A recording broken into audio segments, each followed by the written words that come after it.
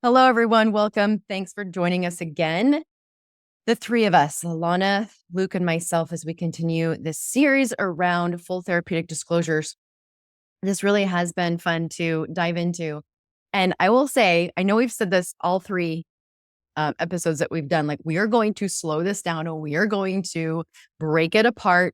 And it has actually been really fun to go through the notes and think through, at least for myself, the details and the specifics. And Alana and I were going through some notes today and we're like, we're going to make that a whole episode. We really are breaking this apart and hopefully slowing this down for a lot of you who are in this space who are considering this. And today we're going to talk about really that question. And I think a lot of you might be asking, am I ready? Are we ready? And we're going to try our best again to address some of those questions that you can ask yourself. As always, please know that we'll do our best to try and cover as many of these things, but every single one of you and your relationship and your situations are different. So hopefully this sparks further questions. Let yourself go there. If we say something and your brain goes in a different direction, or you notice your brain taking in a different direction, maybe some fears come up, push pause. And I cannot stress enough how important it is to push pause and give some time and attention, write them down. Your brain is pulling something up. Your body is giving you some information. So I really want to encourage, and I know Luke and Alana will join me on this, really want to encourage your own individuality in these conversations. So whatever's coming up for you is valid. We're just going to try and do our best to get those, because the juice is rolling, but that's not a good term to use here. Get the sparks going in your brain.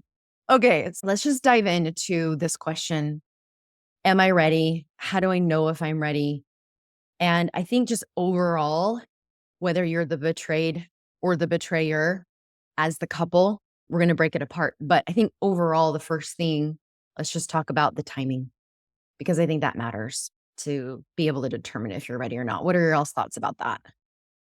It's funny. This one came up yesterday. I had a professional that we were talking about, how do I know if the client's ready for a disclosure, and thinking about the acting out partner. And we talked about this last time, but it's stages of change, and the ones timing matters from, is the person willing to submit to the process? So timing is like, I'm feeling the impact of my choices and I recognize I need something different. And we move on that experience of, okay, it's time to go, and recognize I feel for the person that's been betrayed, because so much is outside of their control. Waiting for that person to be at a spot where they are ready to let go of that outcome. So timing has more to do with the pain, and I can't keep doing this anymore. That's the way that I see it. Yeah, I actually agree with that. It's a good perspective. I want you to say that again. Timing has a lot to do with it. You didn't say this word, but willingness to let go of the pain, Yeah, let go of the outcome. let go of the outcome and lean into the pain. Is that Yeah. what Yeah. Yep. that resonates? It's interesting because I find myself deep in thought about my personality. And I have similar clients where I needed the information yesterday. Don't tell me to wait 6 to 8 weeks or even longer. Fill in like multiple explicits. Like, are you effing kidding me? No, I need it yesterday. I need it right now in the second. And I did that many times. I insisted on the information many times. Yet there is so much in the process of really thoroughly exploring that for the betraying partner in a safe way that they can dig deeper and understand more and share with more clarity that I wasn't willing to make time or space for. And it's interesting because when I hear timing, there are so many of my betrayed clients who are like, now, like the timing is now. And if when we have that, there's a certain level of healing process that gets sacrificed. Now, does that mean that the person can't have certain pieces of information that they may need for safety immediately? No, they can still have that if there are some safety pieces that are needed immediately. I think if somebody would have sat me down and said, Alana, I've got you. We've got this process. We are actively moving forward with it. Here's the dates we're looking at. And every single week I meet with your partner. We're doing this. We're moving forward. I think that would have gave me peace and assurance. That's never been my experience of having somebody else guide it. Like, I got this. It was more of a, well, I think you both told each other everything. So I Mm. think we're pretty good. And so we did our own kind of fumble through full disclosure process, but it was very different. So I think I just want to speak to those B trade partners who that even talking about timing can feel triggering because they really need, and they do need it. They need and want the information as soon as possible. Yeah. And I think we're going to address this more deeper further on down when we divide it up to each partner. But when you're saying that, just the emotions, like I can feel the emotions even as you were talking, and how emotional that is to want it now, need it now, and deserved it yesterday. Like, I get that. And it also makes me think too how important it is in the readiness to have that emotional capacity to absorb the impact of more truth. And so you rightly so needed it yesterday. And we have to consider the impact that getting more is going to take on your body. And so being ready, timing wise, is so much more encompassing when you just think about the emotional piece of this. And then the other thought was dates with timing. We don't want a disclosure to also piggyback a anniversary, a birthday, a holiday, like things that you want to eventually maybe have some positive feelings about. So just more on a logistic basis around timing, that came to mind also that we want to consider. Oh, for sure. And I will put out there are particular clients that do better in an intensive format. While that's not my typical recommendation, there's pros and cons to both. Right. But there are couples that do better of just coming and doing a 3-day intensive. And we do all of the same thorough process. It's just done in a condensed way. So I will just lay that out there because that's not one we're really going to go in depth on because it's the same process. It's just shortened. But that is something that we do as well. The next one that I was thinking around, are we ready? Am I ready? I think the goals somewhat need to align for Mm-hmm. the part. What are our goals? The first thing that comes to mind is if my goal as a betrayed partner is to get the information, use it against them and bail, that's not going to be helpful. That's just one idea that came to me. But what is the goal for you individually and as a couple for this therapeutic disclosure? And we need to be on the same page. Where have you seen the goals be different besides that one? Mm, I have seen couples where their goal, one person's goal is to prove, like prove to me you're sorry, prove to me you love me, prove to me that I was the only one you ever cared about. And I just have to put out there that doing all of this doesn't prove anything. And it doesn't make that feeling of proving anything go away. mm-mm. And it could come from the other side too, of one's trying to prove, wanting it proved, the other's trying to prove it. And while that may be a temporary motivation, that's not going to actually move us forward in the healing process. I'll tell you a goal that I see that they actually the both people align on that's not helpful, which is okay. The goal is that we can do this, we can put it behind us and just not have to worry about it anymore. Or if we can get truth out this time, then we won't have to address truth in the future in the same way from a mistake standpoint. And it's more an exercise of something that I've never done before that I'm going to keep doing than it is just let's get to this place so we don't have to worry about this anymore. Yeah, that makes a lot of sense. I also, glad you brought that one up too. I also see a lot of unhealthy control, hypervigilant type of behaviors creep into here as a goal. it makes sense. So I'm not discounting that. Like, it totally makes sense. And you might still be in that space, but I think slowing it down for each of you to realign and make sure we're not doing this out of control or justice seeking for revenge purposes or for some another way to hold or assert power and control over.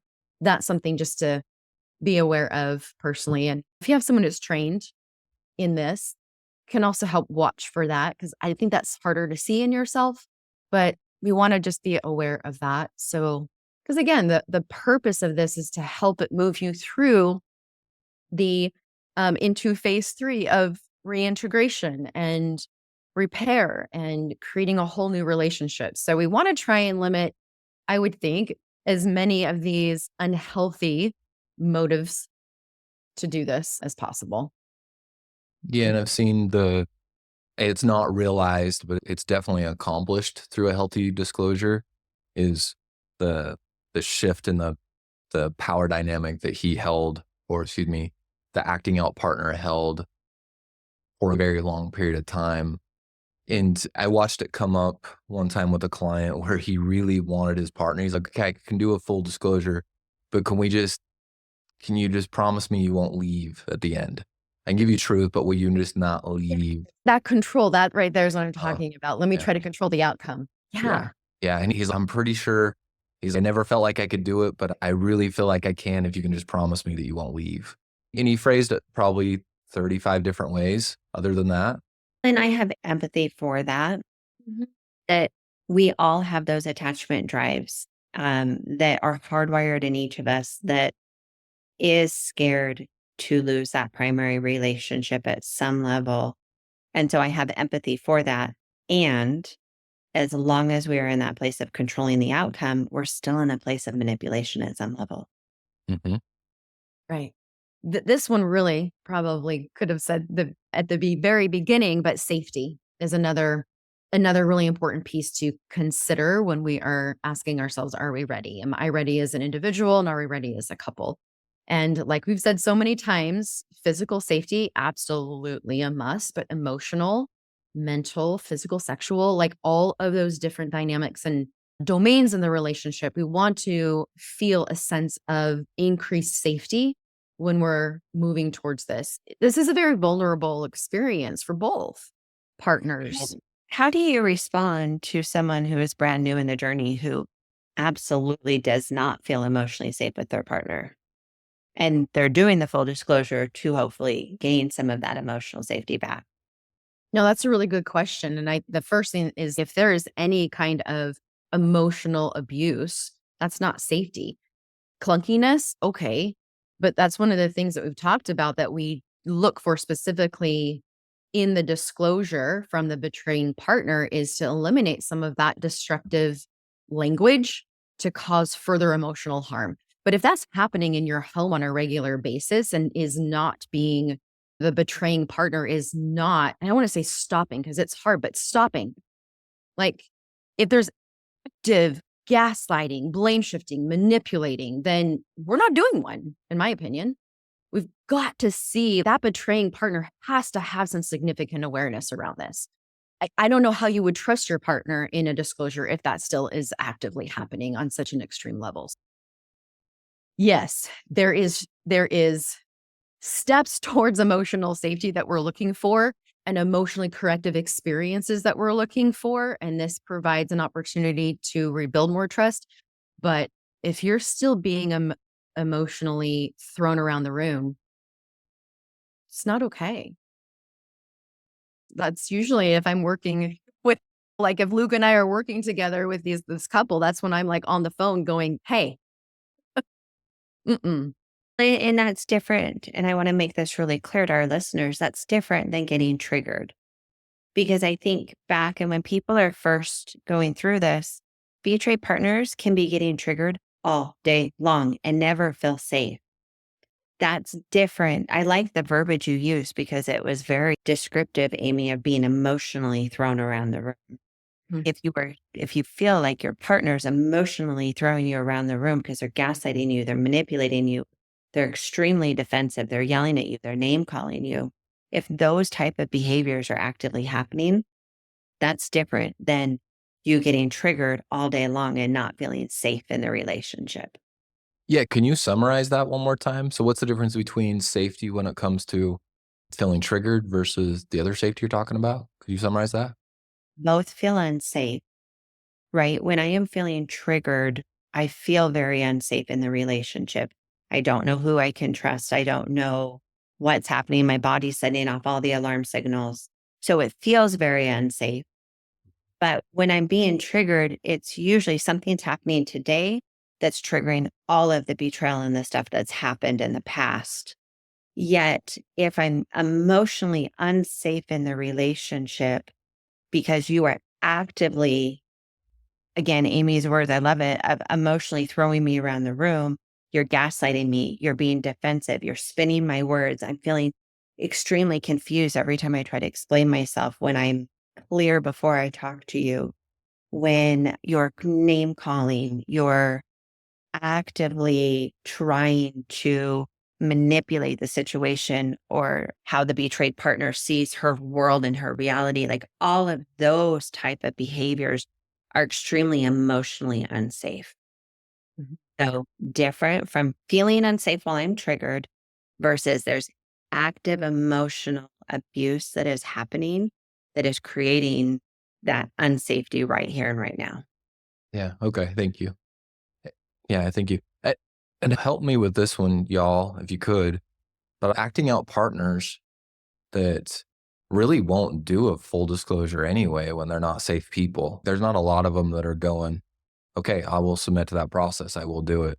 I think there's a few of them that kinda go along, but if everybody takes a step back, you see the person that's going along that's kinda like, "Well, I don't have It's a not for the choice." right reasons, like we Yeah, were talking about earlier. It's yeah. either to further manipulate or put on the mask of, "See, I'm doing all the things, checking the boxes," like we've been talking about. So you're right, it does happen. I think in large part, that's our job as professionals to be able to be attuned to that and slow it down and not rush into something. Because that's where I think a lot of times it does get missed professionally. They don't see that, and then they go forward, and then now we have more injury, but I just feel for the betrayed partner because think about that, working with a professional that identifies, like, you're not in a safe environment. It doesn't make sense to do this full disclosure, and that person's pretending to go along like they're in, but they do a lot of gaslighting and manipulating, saying, "I'll do it for you, but I don't really there's nothing else to share." There's active emotional abuse going on, and it's having to be stopped because it's not safe. We, all three of us, have been duped before by clients Mhm. that, like, we've been like, "Oh, I don't know. Like, my gut's telling me something, but I have nothing to prove it." And then stuff has come out later. And I've watched other professionals who are top of the field who were being actively manipulated because some of these people who have spent their life wearing the mask are that good at wearing the mask. Yep. And so I don't want to put out there, your professional will catch it. Don't you worry, we got you. Because the truth is that while we may have our uncomfortabilities, and Amy, I know you do this well, and I know I do this with my clients, that if there are red flags or uncomfortabilities, we explore them together as we're going into the full disclosure. And so hopefully the betrayed partner is going in with as much as can be eyes wide open and listening to their own intuition. Mhm. But But there we is, meet them where they're at, right? We still ultimately do what our clients want. And even though we might be seeing some things and expressing them, if they want to go forward, they go forward. And so I'm glad you brought that up because, yeah, I never want to give the idea that we're foolproof. And I guess really underneath that comment, too, is the importance of finding people that are trained and understanding these types of behaviors because it does give you a better chance of having someone bring it up versus what a lot of us have seen when people aren't trained and educated in this. But yeah, you can't guarantee any of this. And when we started this whole disclosure series was saying there is no guarantee and this isn't a check done. There's so many ins and out to this. We're just like making a whole episode on emotional safety. But one thing that I just want to say, and then we'll move on. When you were talking about triggers, Alana, and when we slowed down the difference between not feeling emotionally safe because of the triggers versus active emotional abuse happening. This is also why going back to timing matters, because one of the things that I work hard with my clients is to help mitigate some of those triggers. So even though you listening might be just like Alana just validated the heck out of you with, yeah, I feel way unsafe because I'm triggered all the time. That does play into the emotional readiness. Oh, Um, for sure. For betrayed partners. for Yeah. betrayed partners, we want to have some of that hypervigilance, fight, flight, freeze responses, living more in and be really the coping skills to be able to get yourself in that window of tolerance. That plays into the readiness. So if you are in that space, then I just wanted to say you would not be ready. You would be needing to work on some of those skills to become ready and create more of that emotional safety within your own self. So I just wanted to add that piece there. I love that. And I'll just put, we're going to do an episode specifically on how the betraying partner prepares and how the partner who has been betrayed prepares. And we will go deeper into some of those skills that you use to get yourself ready because it's a deeper conversation. And what you just said there was so important, Amie. The next one is mutual respect. I actually would love to hear, Luke, because you do work more with betraying partners.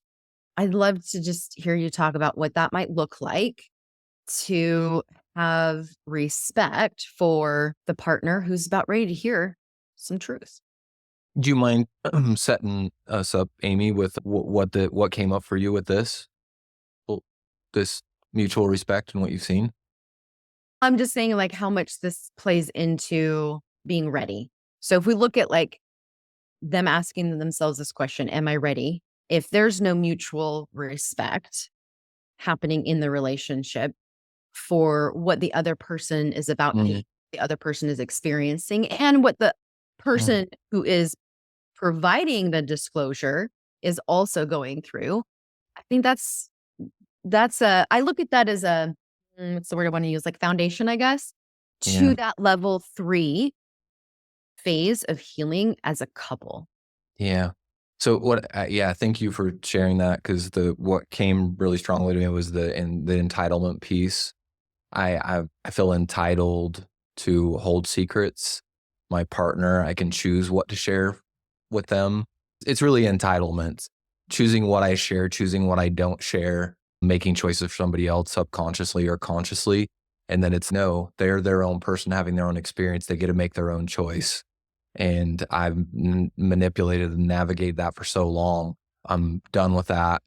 And that's in a good moment, right? That's on a good day. I'm saying all that stuff when I'm sitting there with my therapist or my coach or connected to the people I'm around. But yeah, I respect that person enough to give them reality. And I also think respecting the partner's response.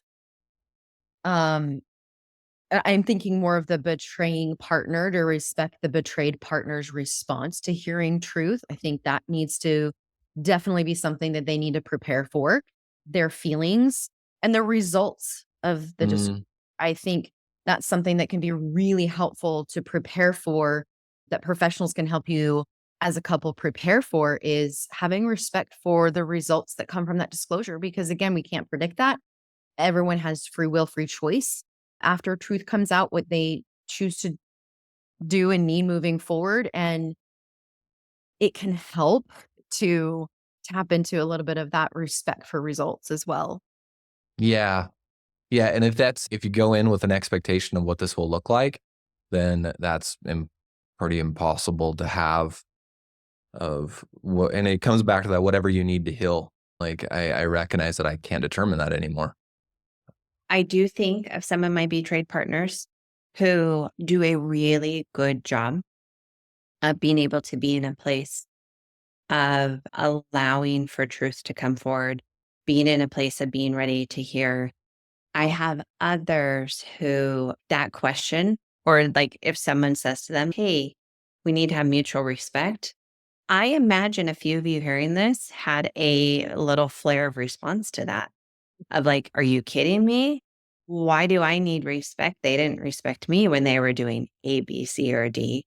And Mhm. so I want to speak to that part that can get activated around that of we are asking to come together in respect when clearly there wasn't respect in the relationship already. And just recognize that there are different parts. And can we access that part that does want to respect the other person as a human being and create that environment where we can heal together? And notice the betrayed part that gets activated and angry. And we can notice that is my betrayal trauma. That is that part that's activated. And we can make space for that. And we can prepare to go through the full disclosure, being sensitive to that part, but also just recognizing that that is a part. And I validate that part. I Hell yeah. validate the feelings that come up around that. Absolutely. And I see a lot of the ones that do the disclosure, the majority, they are doing such amazing work respecting each other, like watching them show up and show everything that they don't want to show. And that person hears all that. The betrayed partner hears all of that. That's a form, and that's a deep form of respect. It's a deep form of respect that they have listening to their partner share all of their history. Yeah. Let's just call that what it is. Like they're providing space for that. And then that respect that you were talking about, Amie, of there's an emotional response, which there will be. I can respect that emotional response. I'm going to give space for that emotional response. Mhm.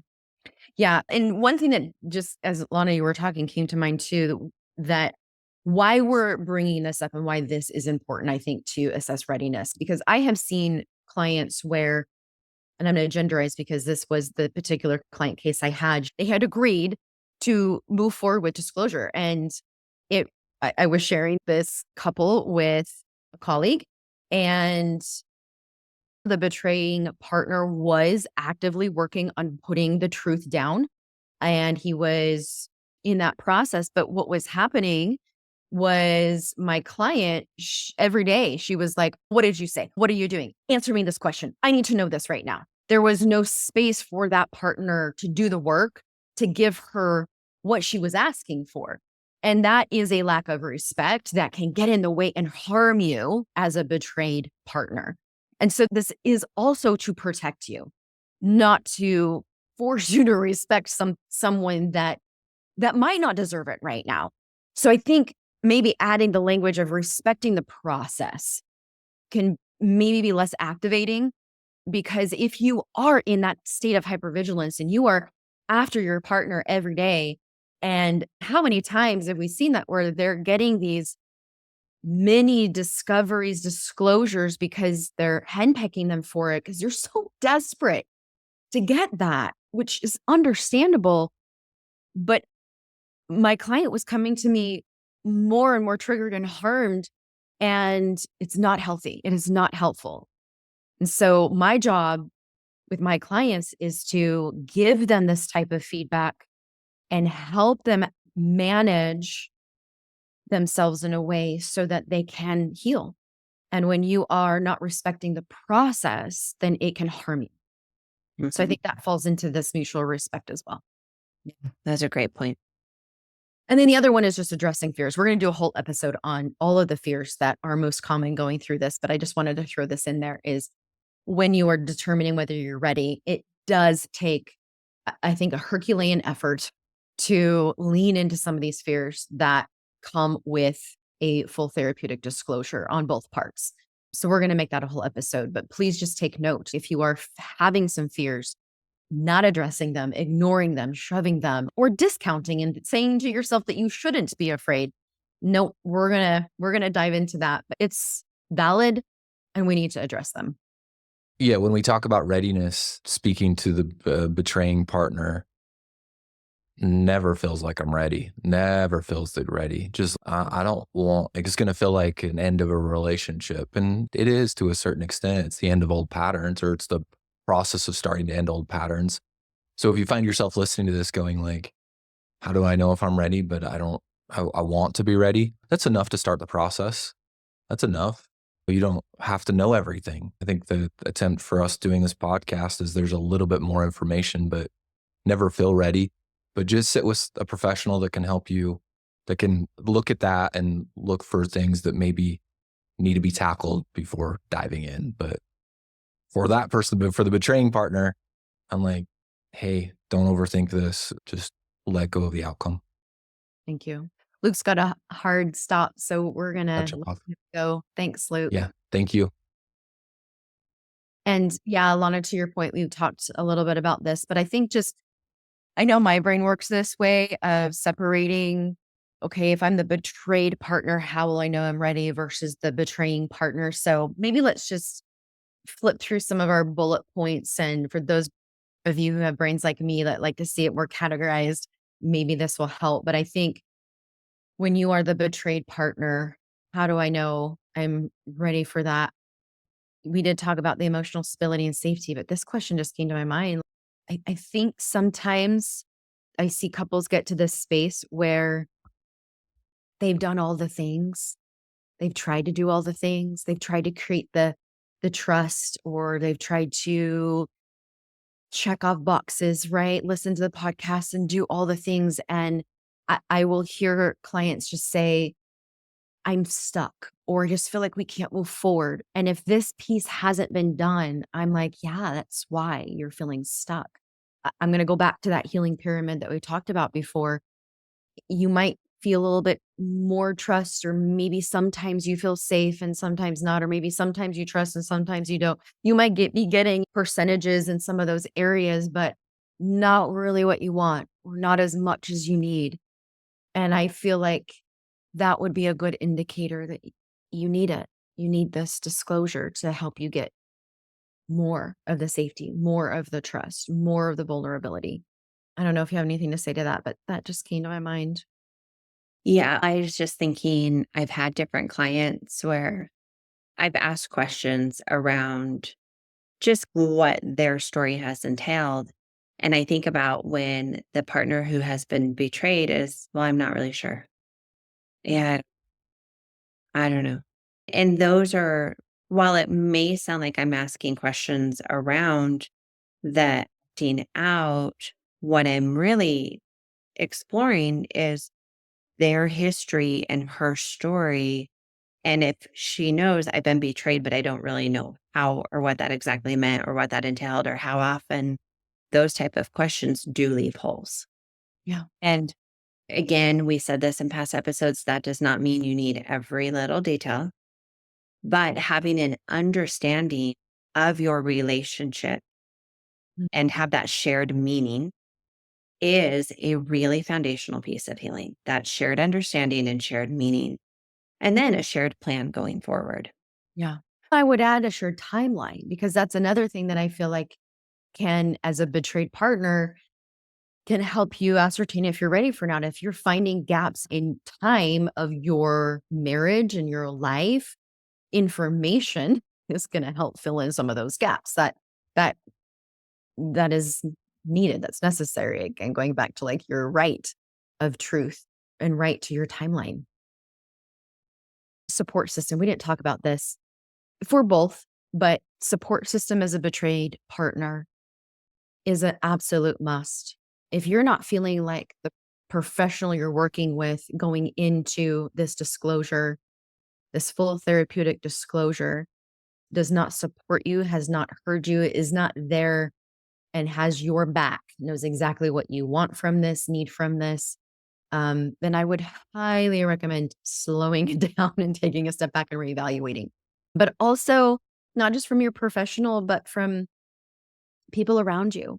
Even if it's just one person. That I had a client one time that actually brought her safe person with her to the disclosure, and that person wasn't in the same hotel room as my client, but she was in the same hotel and was just on call because she wasn't quite sure what she was going to need right after, but she knew that if she needed someone to be physically with her, that person was ready. I thought that was so beautiful.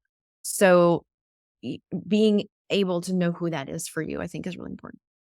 And this, I just want to put out there this process, we highly encourage each of you to have your own support professional.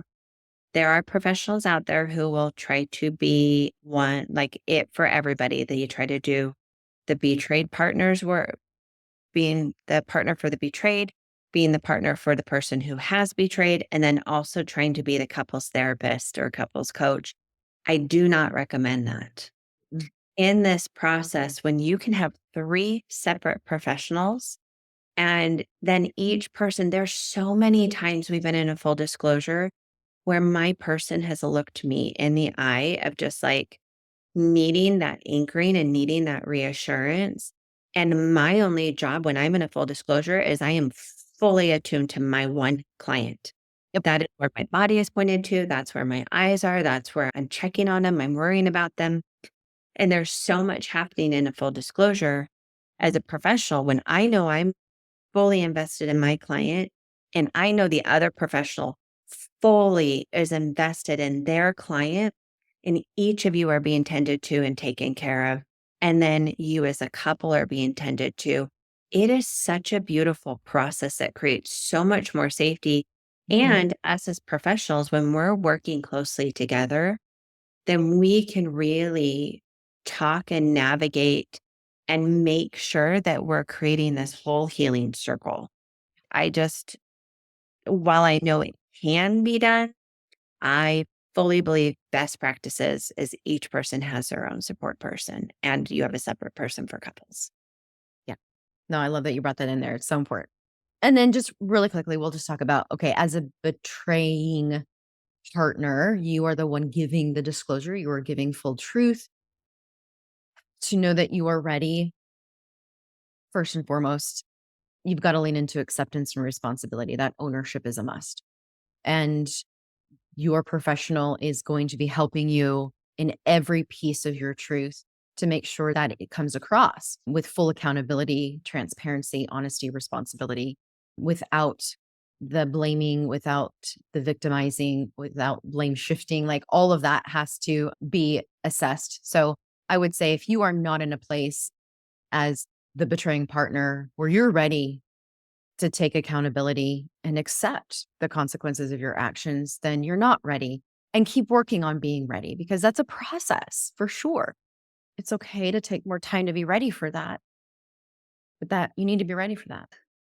It's funny because there are people where it takes them years to really have acceptance and responsibility. I'm not going to make a partner wait for years, uh, Mm-mm. but they have to be willing to try. It's what Luke's been saying, right? It's just that what he ended with, even if you're ready and not ready, okay, I'm willing to try. Okay, we'll start there. Mhm. Mhm. Obviously, full acceptance and responsibility and accountability take time, as do rebuilding trust. But if you, Well, and even acceptance takes a great level of awareness. And awareness comes in stages because we remove denial in stages. And Mhm. so I think, and you know, I'm going to say probably a lot of betrayed partners do this, where my brain goes to what it looks like to be fully accepting and fully like owning and responsible. And so that's what my brain's like, oh, that's what we want for full disclosure. And yeah, that would be the ideal. And what we want is somebody who is willing to be on the path to actively be trying it and working on it for wherever they are in the journey. Mhm. Yeah, that word clunkiness just keeps coming to my mind, right?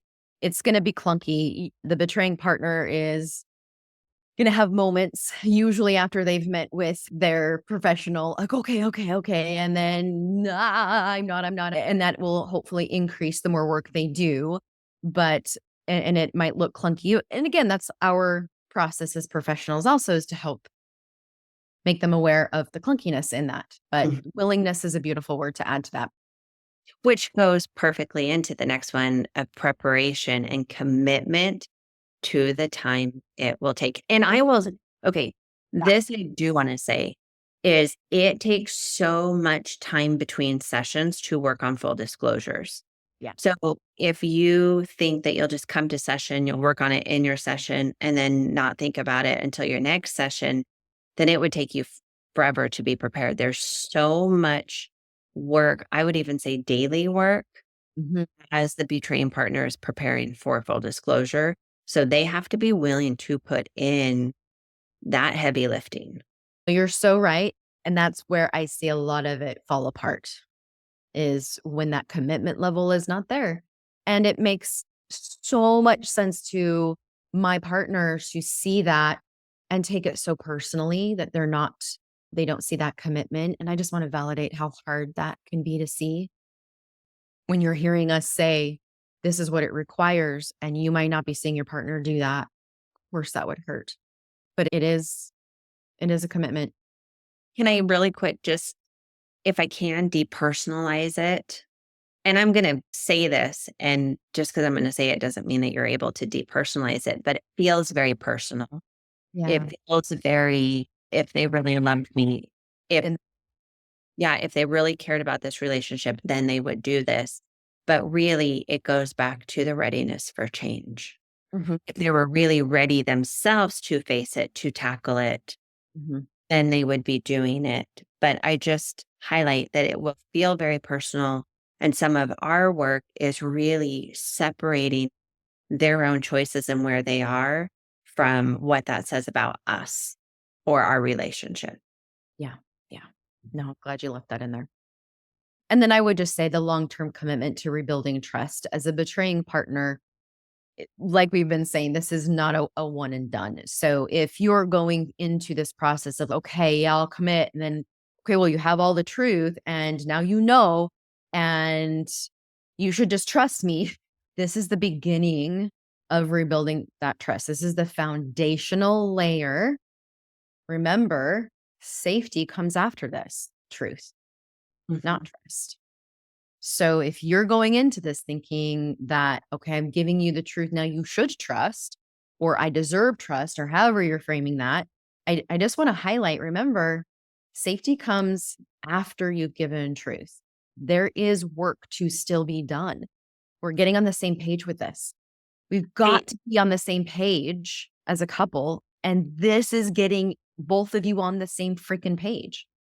There's a house being built behind me, and they put a foundation down probably before we moved in, before our house was even built.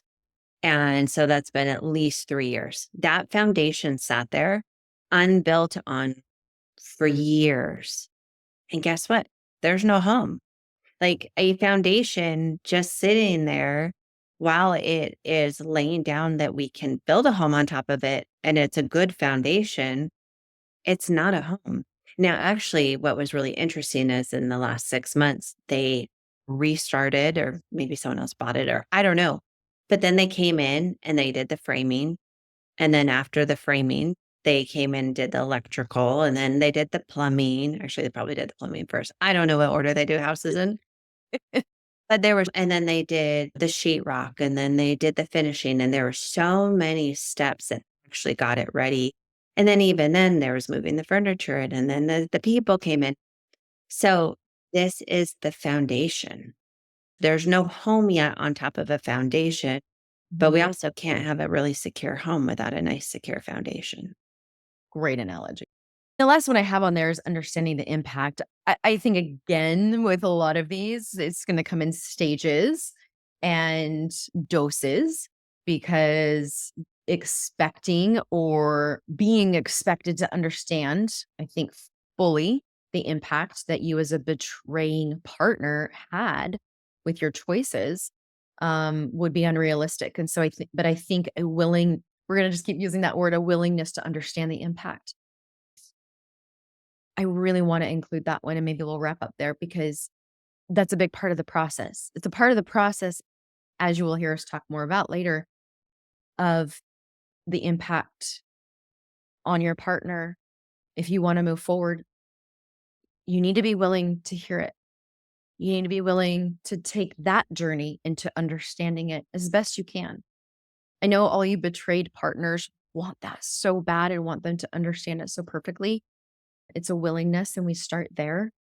So I think if you are the betraying partner and you're wondering, am I ready? I would love for you to ask yourself, am I willing to lean into understanding the impact of my choices rather than resisting, avoiding?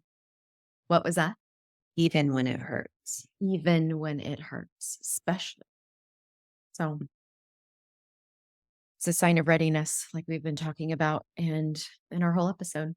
It's okay if even listening to this, you don't know if you're ready. Mm, It's okay to take some time and listen internally and explore the fears, which we're going to go into next week, and take some time to explore and let all of this just sit of the what I need and what are my hesitations and where am I at and where's my partner at, and exploring this with safe professionals who understand it. Yeah. So it's important, it's foundational, and it's hard work. And it is so worth it. Those who put in this work, those who invest in themselves and do this healing work, it is so worth it, no matter the outcome of your relationship. I was going to say, no matter the outcome, because we've seen it both ways. And I've never once heard a regret going through it, even if the outcome isn't what they had wanted, hoped, or expected. I've heard regrets from partners who weren't ready to be honest, but for my Partners, uh-huh. for sure. But if you are doing this for you Mhm. and you go through that process authentically, even if your partner, like, I guess the person that specifically came to mind with this, it didn't work out the way that my partner had hoped. But, and knowing that she was still lied to, it was still worth it to her because she knew the process and the reality that her partner would do that through that process helped her feel more secure in her decision in her next step forward. So it didn't turn out the way she hoped, but she Mhm. didn't regret it. Yeah. In Dr. Skinner's book, Treating Trauma from Sexual Betrayal, he gives some statistics on full disclosures. And I believe the number was 94% after doing full disclosure were grateful they went through that process, which is a huge percentage. As always, thank you for hanging out with us this week. Thanks for learning more about full disclosures. Next week, we'll dive more into the addressing fears and preparing for full disclosure. So, as always, thanks for hanging out with us this week, and we look forward to seeing you all next week. Hi, this is Hallie Roderick with Choose Recovery Services, and I wanted to tell you a little bit about our upcoming Courage to Thrive intensive that we'll be hosting in Spanish Fork, Utah on October 23rd through the 26th. If you're a woman who's experienced betrayal trauma, we would invite you to consider joining us in Spanish Fork. It's a beautiful time to be in Utah. The fall leaves are coming, and it's a great opportunity for you to take the next steps forward in wherever you're at in your healing journey. At these intensives, we like to create opportunities for you to actually experience healing and not just learn about it. So we'll be addressing the topics of healthy boundaries, learning to rebuild trust in yourself and others. We'll take a look at grief and how it shows up in betrayal trauma, and so many more things. We also have some opportunities for you to experience some somatic healing because we all know that trauma affects our physical bodies as well. So if you're in a place where you want some additional support, taking the next step forward in your healing journey, please check our show notes for more information on how to register for the upcoming intensive. And I hope to see you in Spanish Fork on October 23rd.